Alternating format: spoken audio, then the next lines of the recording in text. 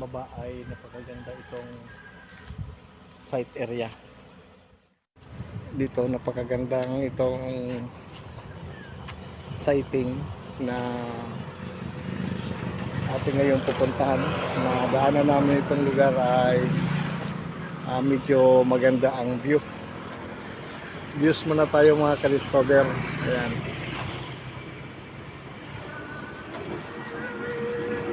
yan sa baba ay bayan na po yun. Ayan. At medyo may elevation ito na nasa 200 or 300 meters pababa.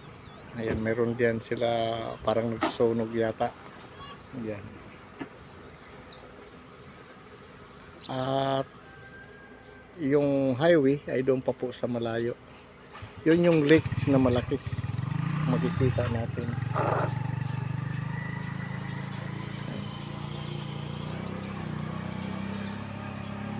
Maganda dito at kahit may malapit na sa tanghali ay malamig pa rin yung ano dito, temperature ng dito sa bundok nito.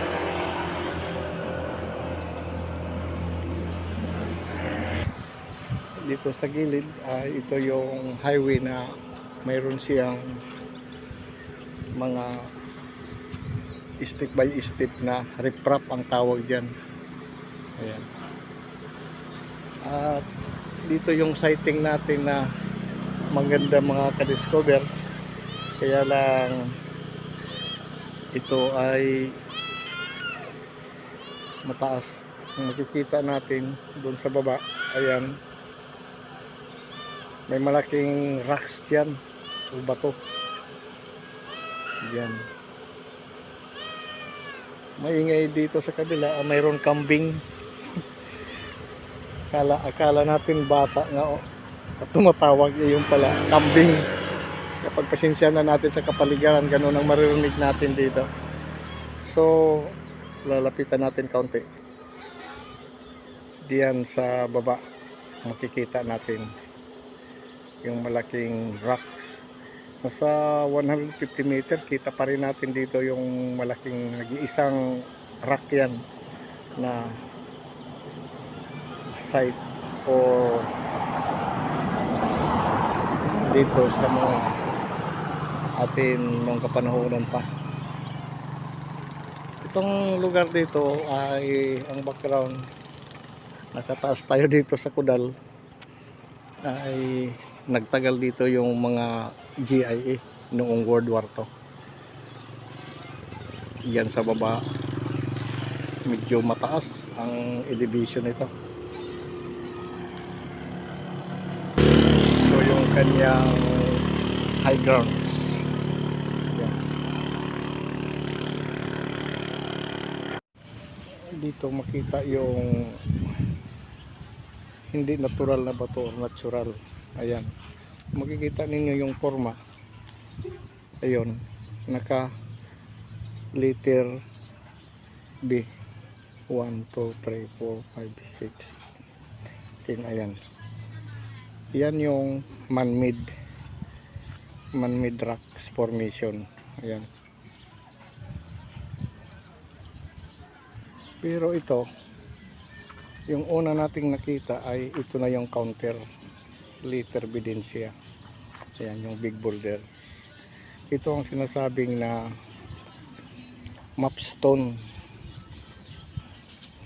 big boulder. Ito yung pinaka best. Ayan.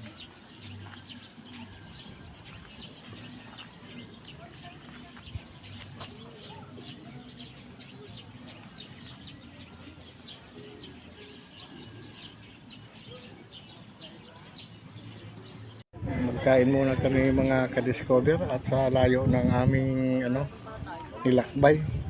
At ito ngayon yung surrounding dito. Ayan, ganda dito yung palayan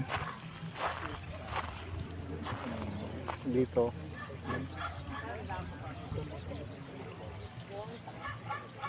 Ayan, nag-iisang bato sa palayan. Ayan, Kaya private properties ay hanggang tingin na lang tayo. Ayan pala yung Mount diyan na sumasabog, Mount Volcano.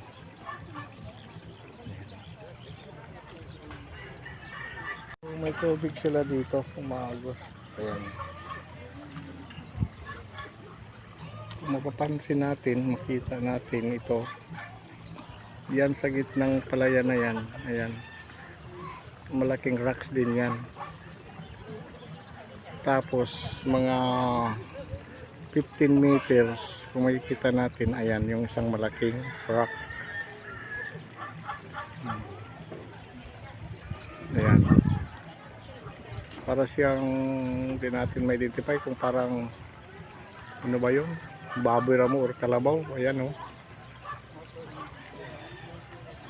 Tapos ayan yung counter niya. Ayan.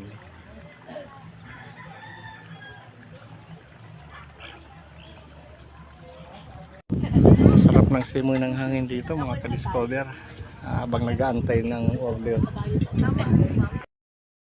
Ayan yung atin pantanghalian sa matagal na atin happy travel. Malayo yung sighting na napuntahan namin, ay dito muna nagsabay na sa isang lugar na kainan. Ayan.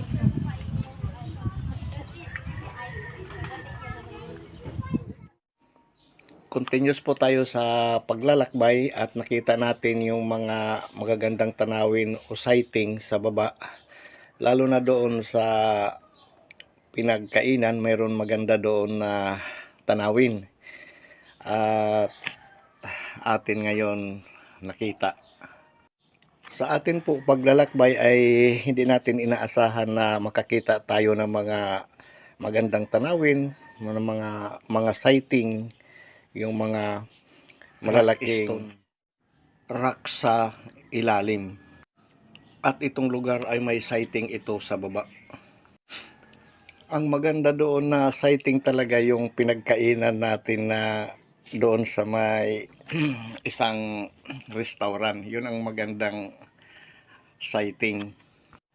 High moral naman tayo ngayon mga ka-discover sa atin nakita. At shoutout po sa lahat ng mga subscribers, viewers. Kumusta po kayo? Sana sa mabuti kayong kalagayan sa atin po pagpapatuloy na iba pang mga videos sa atin Green Discovery. Sa susunod natin pagbabalik sa atin adventures spot, mga markers na atin makikita. At muli ako ay nagpapasalamat sa inyong panonood.